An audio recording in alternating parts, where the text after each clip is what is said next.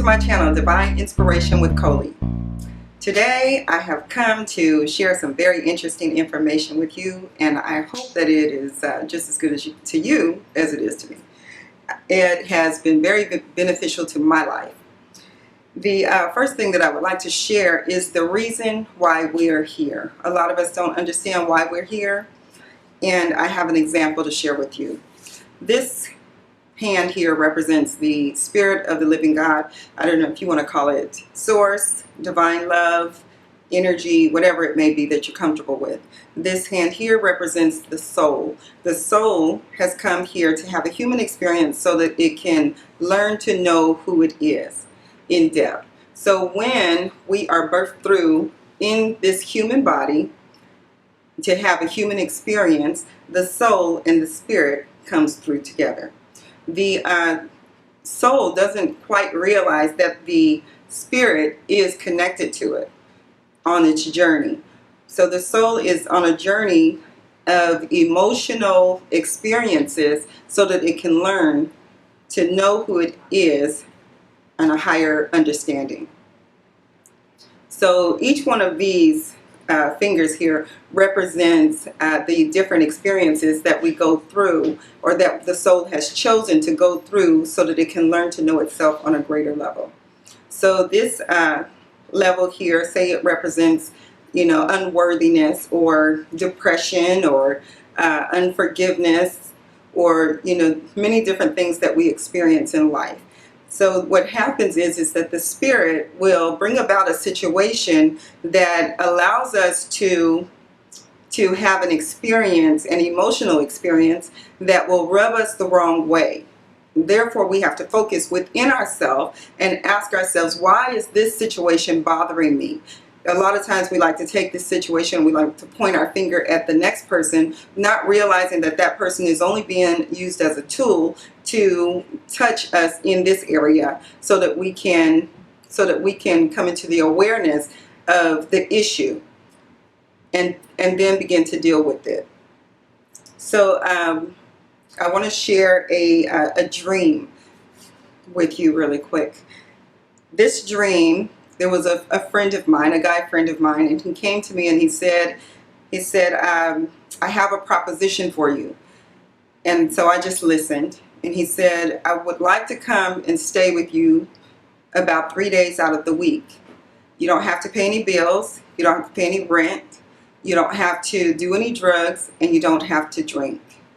And then the scene changed somewhat because he wasn't standing there anymore, but there was a young lady standing there, and she was broken. And I had my hands like this, and I said, God wants to save you, not from the world. God wants to save you from you. And I said, but the first thing you have to do is choose to love you. And then I woke up and I said, okay, Spirit, what does that mean? And Spirit said that the feminine aspect of who it is broken in the men just as well as it is in the women. And I didn't really realize that at the time because I deal with a lot of women. But there's a feminine part of God and there's a masculine part of God. And so God was showing me that feminine part was broken in men as well. The next thing I'd like to share with you is an experience that I had. And in this experience, I was cleaning my computer desk, and I heard the Spirit of God say, you only do things for others because you want to be accepted. And you don't have to be accepted by no one because I accept you. And when the Spirit said that to me, I felt like a ball of ugliness in my chest. And I didn't like the way it felt. And so I went into my den and I stretched out prostrate on the floor. And I said, Father, I don't want to be like this. I don't want to feel like this. Save me here. And what God said to me the other day, because it had brought that dream back to me. I mean, that experience. It brought that experience back to me, and it was showing me that as I pressed my way in, while I was laying prostrate on the floor praying, it said that you entered into my womb. And as you entered into my womb, the feminine aspect of who I am, it nurtured you, and it loved you, and it healed you. And the masculine aspect of who I am, it gave you the strength that you need, and it gave you I gave you the understanding of what it was, of the new reality. And then I gave you the power to be able to walk in it, and I birthed you forth in it. And I like to say that I don't want to say he or she when I'm saying God, because a lot of times we like to put a form to those words. When God is energy, it doesn't have a form. It doesn't have a physical form at all. The next thing I'd like to share with you is a dream. And in this dream, there was a friend of mine, a young lady, and there was a young boy. And they were speaking about Jesus. And I said, when are y'all gonna let this go? This false reality. There's no such man.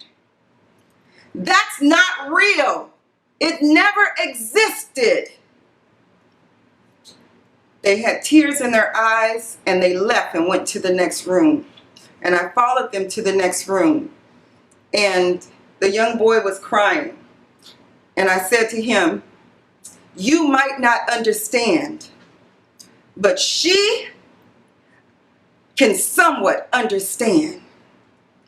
And I turned to her and I said, I know it's hard to let go of a false reality. I know it hurts.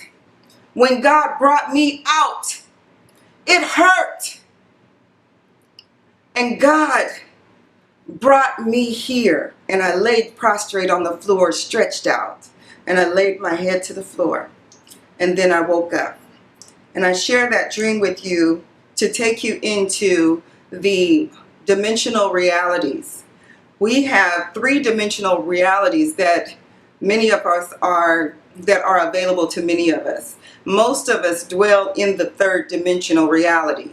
It's a conscious awareness. But in the third dimensional reality, most of the people that we see in this reality are the people who live in the physical realm.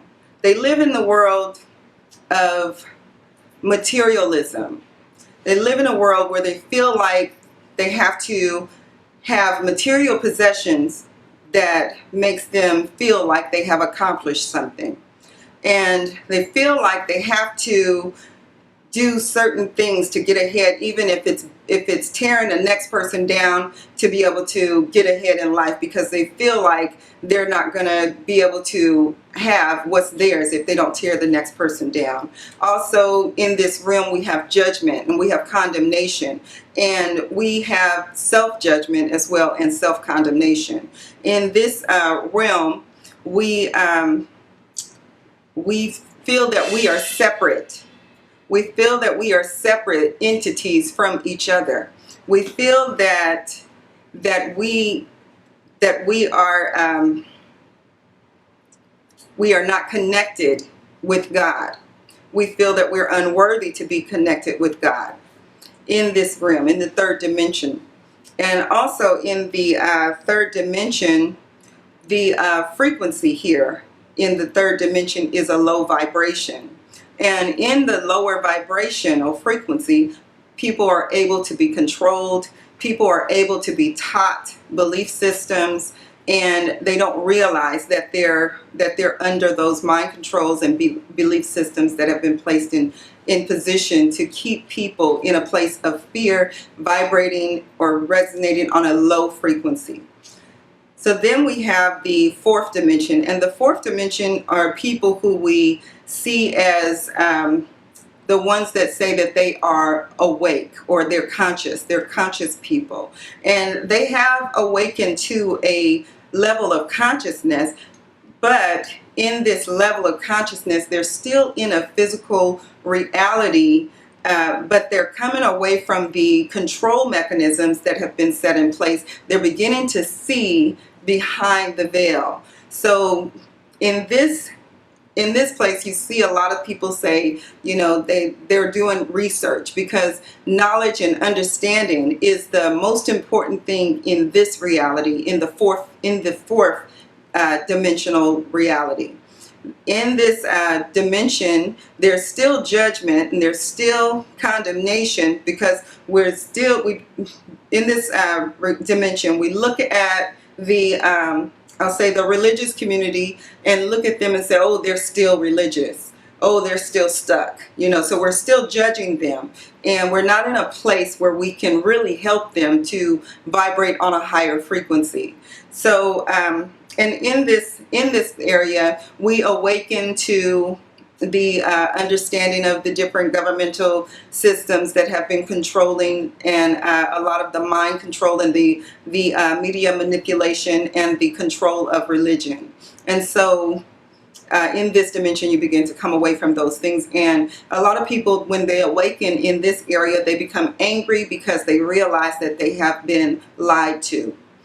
And now we enter into the fifth dimension, and in the fifth dimension, dimensional reality, it's unity consciousness. And in unity consciousness, we no longer see ourselves as separated from each other, or separated from God, or separated from all that is, all existence. We see ourselves as being one with the earth, one with just with all existence, with the universe, whatever it may be. In this dimension, the judgment, the ego drops away, it fades away. And so therefore we lose judgment. We're no longer judging each other, but we're in a place where we love each other, where we're able to love the next person as we love ourselves.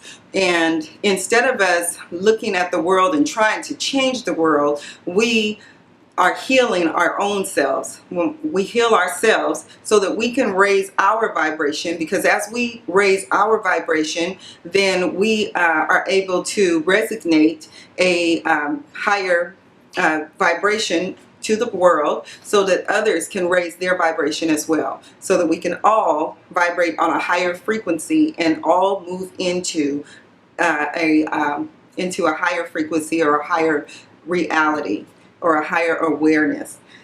And in this place, we no longer have any labels. We don't label ourselves. We are divine love. We are love. And in this place, we realize that we have the power, because love is the only power that exists. So we have the power within us, or we are the power to create our own reality. And in this place, I'm sorry, I have my notes here. There's no bad and there's no good. There's no right and there's no wrong. Everything is an experience. So right now on our planet, what is taking place is that God is raising the vibrational frequency so that we can all come out of the third dimensional reality and come into the higher dimensional realities, so that we can make our way to that unity consciousness in the fifth dimension and into that place of peace. I thank you for allowing me to share my information, some of my life with you, and I welcome you to come back and join me next week, because I'm going to try to post my videos once a week, and I would love to be able to share more of my life with you. Thank you.